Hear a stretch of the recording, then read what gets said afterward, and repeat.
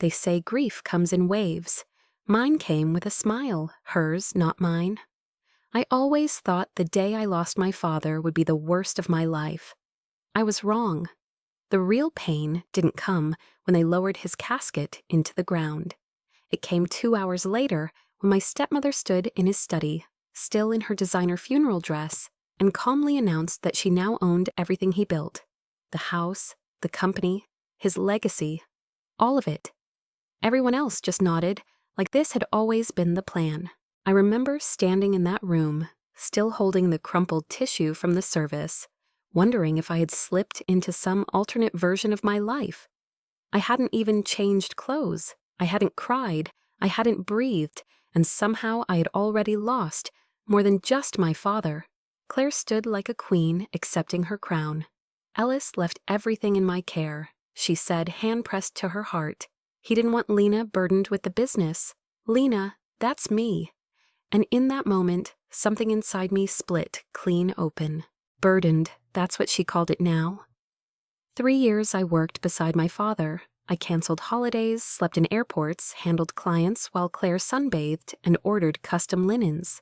He wasn't burdening me, he was building me, training me to lead. But Claire didn't want someone to inherit his trust.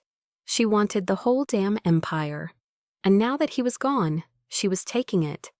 One rehearsed line at a time. She had documents too, signed, dated, presented in a monogrammed leather folder like a performance prop. I wanted to scream.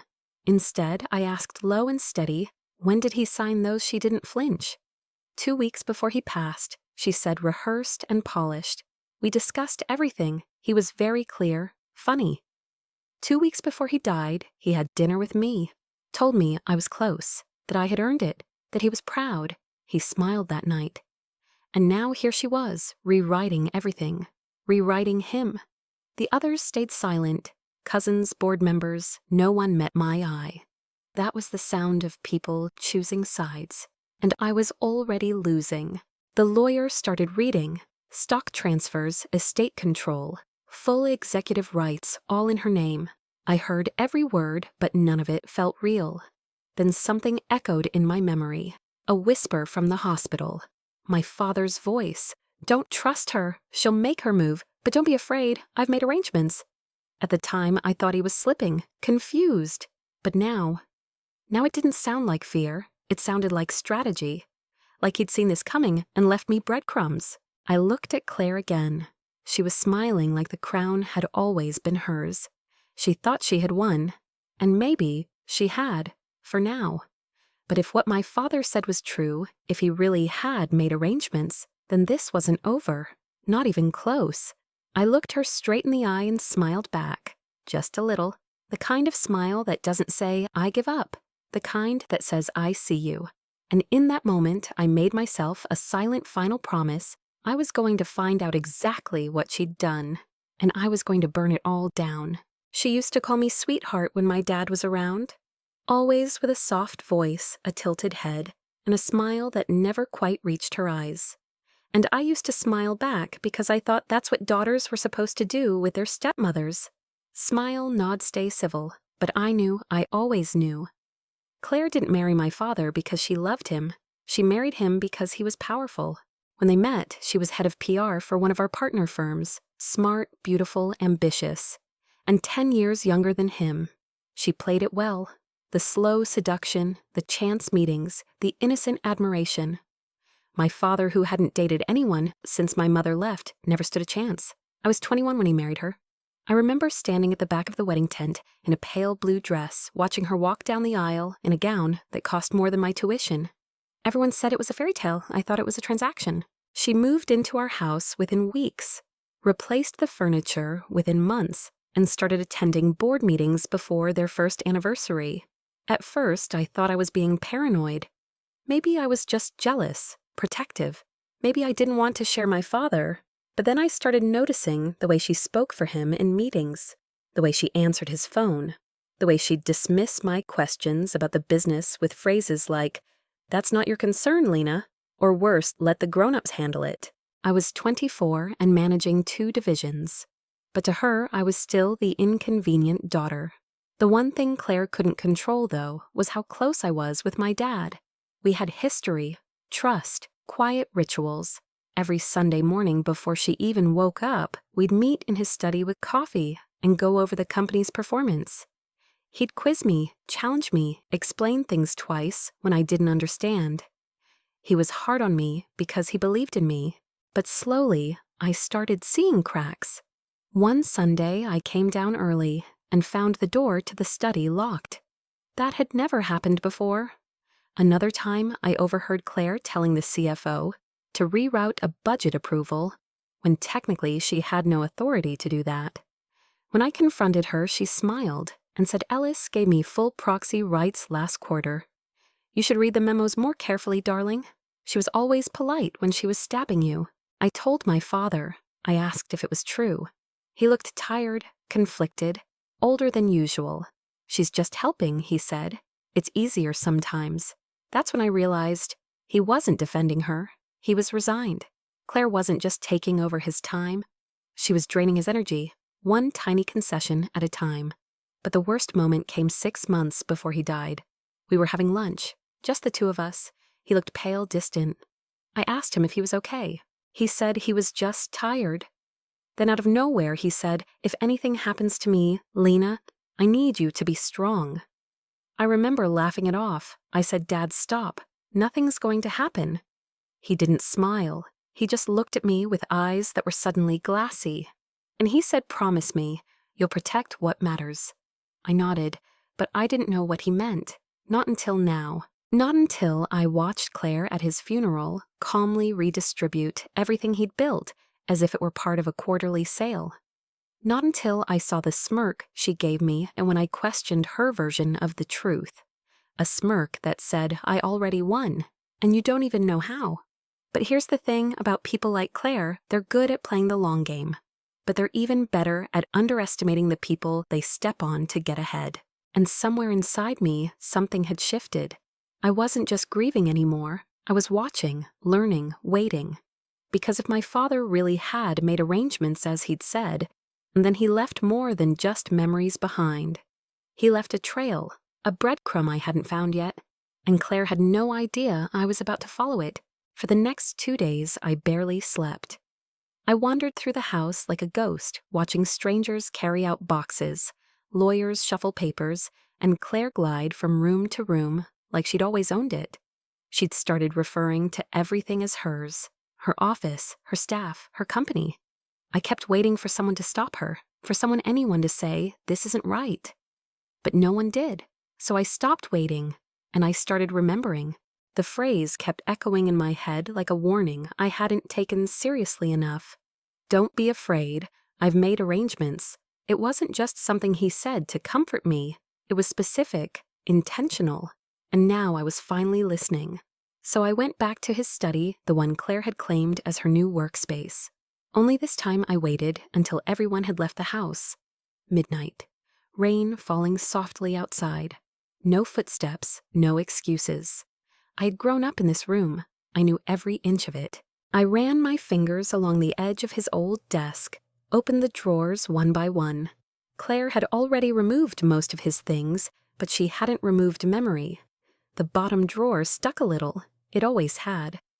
I reached under the panel, felt around for the small latch I hadn't touched since I was 17. Click. There it was, a false bottom. Inside a small leather-bound notebook, a safety deposit key, and a sealed envelope. My breath caught. The envelope had my name on it. Just one word written in his handwriting, Lena. I sat down slowly and hands shaking as I opened it. My dearest Lena, if you're reading this, then I'm gone. And if I'm gone, I need you to understand something very clearly. Claire will try to take everything. She's smart, calculating, and she knows how to make people trust her, but she doesn't care about the company, not really. She cares about control. I should have acted sooner. I should have told you more. But part of me kept hoping she'd change. She didn't. So I've done what I should have done years ago. You'll find a copy of my final will in the safety deposit box. The key is enclosed.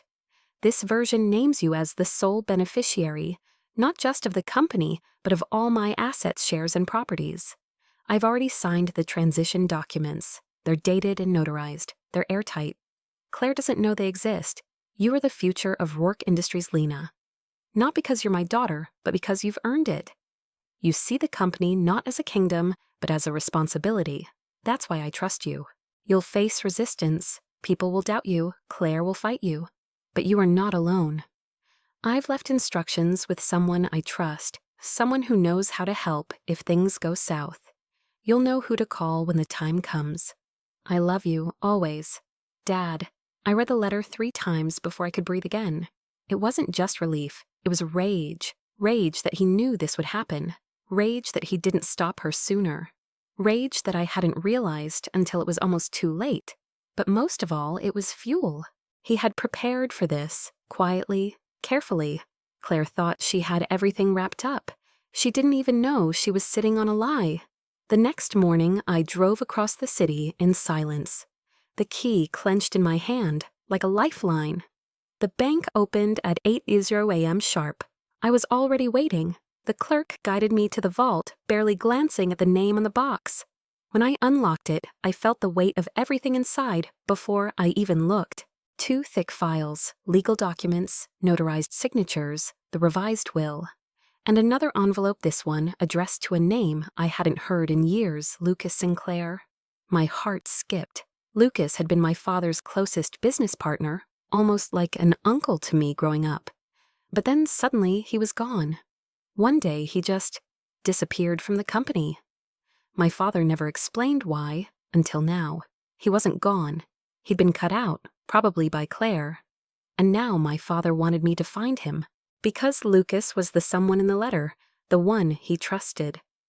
I closed the box, took a deep breath, and stepped out of the vault with a quiet fire burning in my chest. This wasn't over. Claire thought she'd buried every piece of my father's legacy with him. She thought I was too broken to fight back, but she was wrong. I had the will, I had the documents, and now I had a name. Lucas Sinclair. It was time to make a call. I didn't call him right away. I stared at his name on the envelope for a full hour before I touched my phone. Lucas Sinclair, my father's closest ally. The man Claire had erased from the company without a trace. Now I knew why. She couldn't control him, and my father. He knew Lucas would be the one person she'd never be able to manipulate. When I finally called it, took 3 rings before he answered. Lucas speaking. His voice was deeper than I remembered. Calm, controlled. Not surprised. "This is Lena," I said. "Lena Rourke." A beat of silence. "Then I was wondering when you'd call." We met that night. Quiet rooftop lounge, financial district. No press, no noise. Just the hum of distant traffic and the tension of unfinished business. He looked older, sharper. His hair was gray now, but his eyes were the same ice blue and impossible to read. I handed him the envelope without a word. He opened it slowly, scanning the letter inside. His expression shifted just slightly. "I told him this day would come," he said. "You knew she'd try to take everything I asked." Lucas looked at me. "She didn't try. She did. You're here because she succeeded?" I stiffened, but he raised a hand. "That's not an insult. That's reality." Claire didn't step into a role. She orchestrated a takeover, quiet, strategic, and for now, legal. "Not for long," I said. He smiled, not kindly. "You've got fire. Good. But fire without direction burns out fast. You want to take back Rourke Industries. You'll need more than a will.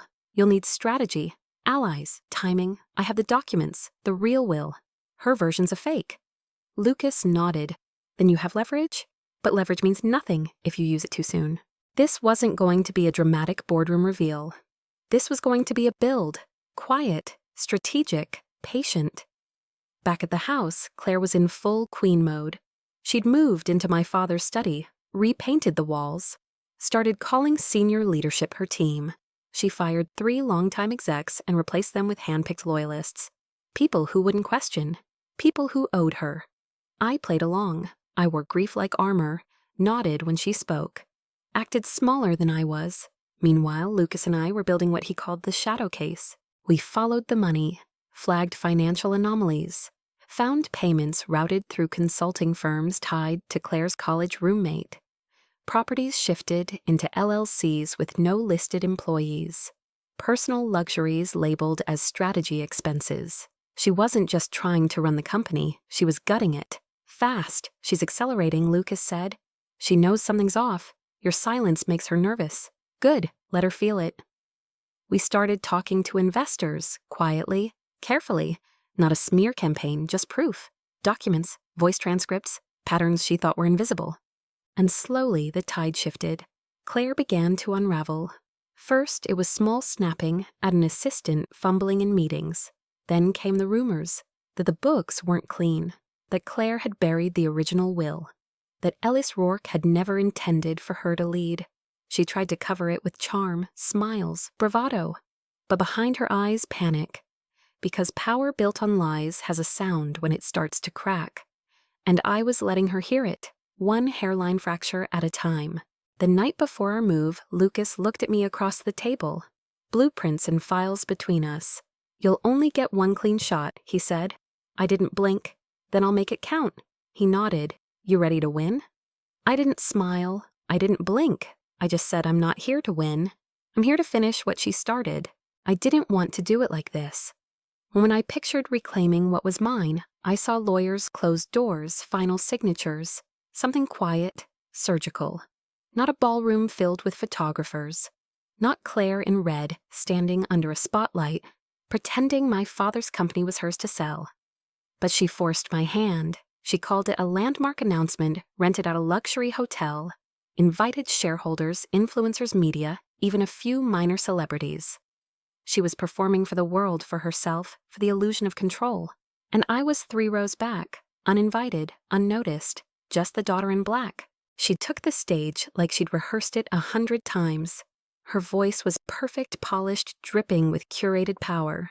Today marks a new chapter for Rourke Industries.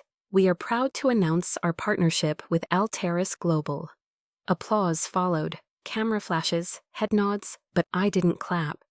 Because I knew exactly who Alteris was, a foreign investment group known for gutting legacy companies and flipping them for profit. Claire wasn't saving the company, she was selling it. And that's when I stood up. People turned, some whispered. Claire faltered just slightly, then recovered with a smile that was all veneer. Lena, she said sweetly, I didn't realize you were here. You didn't invite me, I replied, stepping into the aisle. But that's all right. I brought something better. I reached into my bag and pulled out the leather folder. The real one, stamped with my father's seal. Claire's smile twitched. This is the will I said, the actual one. Signed, notarized, and dated after yours. There was a pause just long enough for the room to start listening. I handed the folder to a senior investor in the front row. He scanned the first page, passed it to the next person, and then the next. By the time the third signature circled around, the applause had stopped completely. According to this, someone said Lena owns the company. All of it. Effective immediately, I added. As per my father's final wishes. Claire tried to speak, but I didn't give her the chance. And just in case anyone's wondering, I continued, we've also uncovered misuse of funds, unauthorized transfers, and an attempted sale of controlling interest to a company my father explicitly rejected. Claire snapped. This is slander. Lena has always been unstable. She doesn't understand the pressures of leadership. Behind her, the projection screen blinked on. Emails, bank records, wire transfers, all with her name, all time-stamped, all real. Someone at the back exhaled audibly. Jesus Christ, they muttered. Claire's face went pale. Her hands shook. He wanted me to lead, she said, almost begging now. He told me he wanted loyalty. I said, my voice steady. You wanted control. That was the last thing I said before security escorted her out. Not arrested, not yet, but broken, cornered, humiliated. And for a moment, I thought that would feel like victory. But it didn't. Later that night, Lucas and I sat in the top-floor conference room. The city blinked outside the window glass and steel and silence. He handed me a drink. You did it, he said. But I didn't smile. I stared down at the whiskey. Not yet, I replied. He raised an eyebrow. She's gone. She's finished. I shook my head slowly. She's not gone. She's furious. That's not finished. I looked out the window. That's just phase 2. I thought taking her down would feel like closure. It didn't. It felt like pulling the pin on a grenade then standing in the smoke, waiting for the explosion. The next morning, the headlines exploded. Stepdaughter outsmarts stepmother in live corporate coup, too young, too cold. Investors split over. Rourke heiress's public takedown. I hadn't even stepped into the building yet, and I was already trending. Some called me brilliant. Some called me ruthless. But the only thing that mattered, the board wasn't calling me anything at all. They were silent. And in my world, silence is never neutral. Silence is strategy. By noon, 3 key investors called emergency meetings. By 3 p.m., I was summoned to a closed-door update session with the board. By 4:30, I realized Claire hadn't lost. She'd simply moved the war underground. She wasn't on stage anymore. She was behind doors whispering. Mr. Kessler, board chairman, spoke first. Miss Rourke, we commend your initiative, but we're concerned about the tone of yesterday's event. Tone, not embezzlement, not betrayal. Tone. Some investors are questioning whether this leadership style is sustainable. Translation. You embarrassed one of us. Now we're nervous. I kept my voice steady. She tried to sell the company behind your backs. That's not drama, that's exposure. Another member leaned forward. It's not what you said, Lena. It's how it looked. And there it was, optics. I'd brought proof, but Claire had brought a better story. One where she was the misunderstood executive. And I was just a vengeful girl who didn't understand pressure. And the worst part, people were starting to believe her. Later, the PR team sat me down. You need to soften your image, they said. You come off too cold, too calculated. I looked at the words on the screen, Ice Queen Robotic Unstable. Funny. When Claire was in charge, they called that poised. Lucas texted me one word that night, expected. The next morning, the stock dipped 4%. Not enough to wound the company, but enough to open a wound in perception. The board felt it. The media ran with it. And Claire. She had done exactly what I hadn't. She made herself the victim. Suddenly, the whispers returned. She's not ready. She's too emotional. She's cracking. And the truth, I wasn't cracking. But I was learning what they don't teach you about power. It's not what you have in your hands. It's what people believe you deserve to hold. And Claire had planted just enough doubt to make me dangerous to myself. That night, I sat in my office, the same one where my father built everything, but it didn't feel like a throne. It felt like a trap, cold, quiet, glass beneath my feet. I opened the bottom drawer, pulled out the last note he left me. I'd read it a dozen times, but this time one line hit different. I didn't leave you alone. I left you with the tools to win. That's when I called Lucas. 15 minutes later, he walked in without knocking. I have something, he said. And he did. A flash drive, surveillance footage, audio files, text messages between Claire and a PR consultant, time-stamped before her public event, conversations about framing me, about undermining me, about making sure no matter what I said, I'd look unstable. Lucas didn't smile. He didn't have to. She's not just playing dirty, he said. She's playing predictable. And that's when the shift happened. Not outside, inside me. I stopped wondering if I deserved the seat. I stopped waiting for approval. Because now I knew Claire didn't lose because I beat her. She lost because I let her build her own trap. All I did was wait. Next time I walked into that boardroom, I wouldn't be fighting for a seat. I'd be expected. Not because I demanded it, but because I made it inevitable. No one throws you a parade for surviving a scandal. There were no congratulations, no warm welcomes.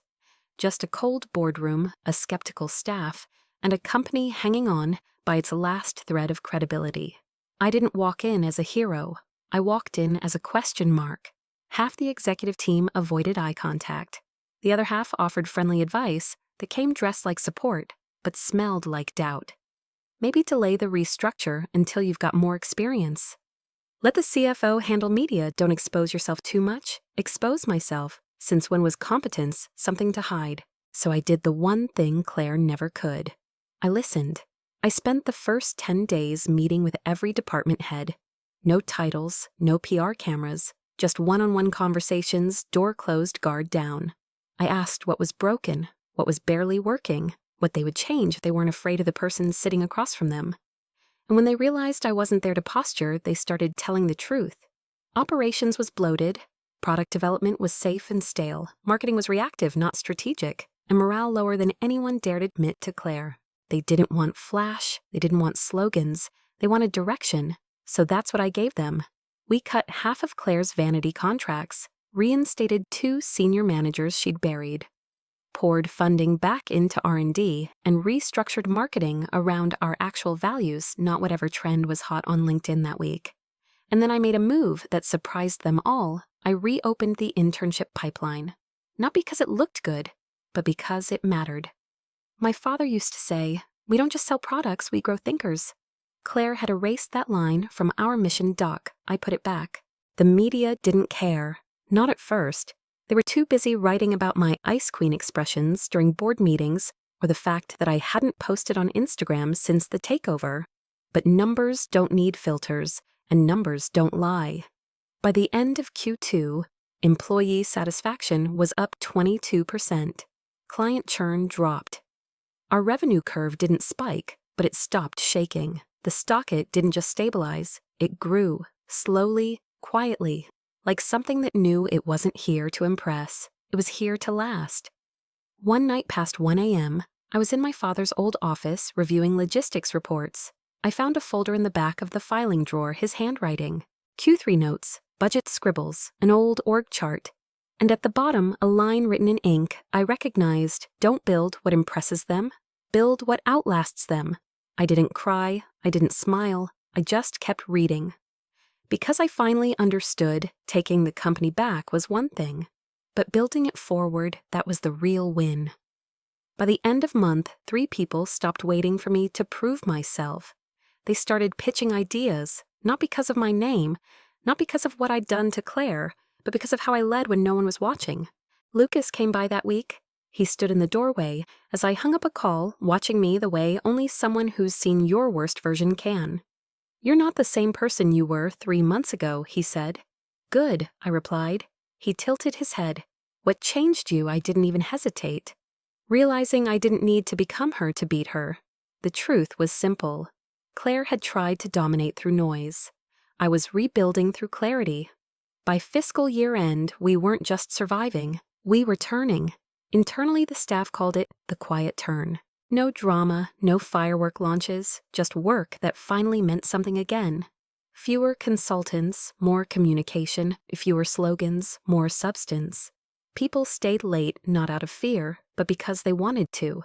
Laughter returned to break rooms. Initiative returned to meetings, and I stopped trying to live up to my father's legacy. Because I realized I wasn't restoring what he built, I was building what comes next. 1 year later, I changed the nameplate on the office door. Not mine, my father's. His name had always been there in gold lettering: Ellis Rourke, founder and CEO. Even after he died, I couldn't bring myself to remove it. It felt like touching it would erase him, but now it felt different. Now I wasn't holding on to the past, I was carrying it forward. The new plaque reads "The Rourke Floor," in honor of the legacy that built us, and the future that will outlast us. We didn't hold a press event, no speech, no camera crew, just a quiet unveiling. A few employees clapped. Someone whispered, "About time." That was enough. That evening, I stood by the window, watching the city soften under golden light. 12 floors below, a new intern was confidently leading a product demo. Across the building, our lead engineer was testing a prototype that didn't exist 6 months ago. The company wasn't just moving, it was evolving. Not fast, not loud, but forward. Claire was gone. Her media allies, her back-channel board friends, her entire noise machine, gone with her. She had filed one final civil suit for wrongful dismissal. It didn't survive a single hearing. Because Lucas was right all along, Claire wasn't built for longevity. She was built for attention. And loud doesn't last. It echoes, then vanishes. My mother called last week. We hadn't spoken in years. She said she saw a clip of my keynote at the Innovation Summit. Said I looked strong, different. I told her thank you. We didn't talk about the past. We didn't need to. Some wounds don't ask for closure. They just need distance. A new executive joined us last month. Sharp, thoughtful. Reminds me of a version of myself if I had met me now. After her first team meeting, she stepped into my office and said, "They don't just respect you, they believe you." That stuck with me. Because for a long time I thought leadership was about proving you belong, explaining your value, demanding to be heard. But real power, it's when no one questions why you're in the room. It's the silence after certainty, the kind that doesn't need to raise its voice. I'm not haunted by Claire anymore. I don't flinch at late-night emails. I don't lie awake wondering what her next move will be. Because I already did the one thing she never could. I built something that doesn't revolve around one person. Something that outlasts ego, outperforms legacy, outgrows revenge. People sometimes ask me what it felt like taking her down. The truth, it didn't feel like revenge. It felt like removing a splinter, small, precise, necessary, and then peace. There's only one photo on my desk now. It's not me holding a trophy, not the night I reclaimed the company. It's me and my father's Sunday morning coffee, between us spreadsheets everywhere. He's laughing, I'm scribbling notes, no legacy, no empire. Just two people who understood each other better in silence than 100 board meetings ever could. And sometimes when the building goes still and the elevator lights dim and I'm the last one left on the Rourke floor, I sit in his chair, I close my eyes, and I whisper, "We're good, Dad. You can rest now." Because I'm not surviving anymore. I'm leading. And this time, no one's coming to take it from me.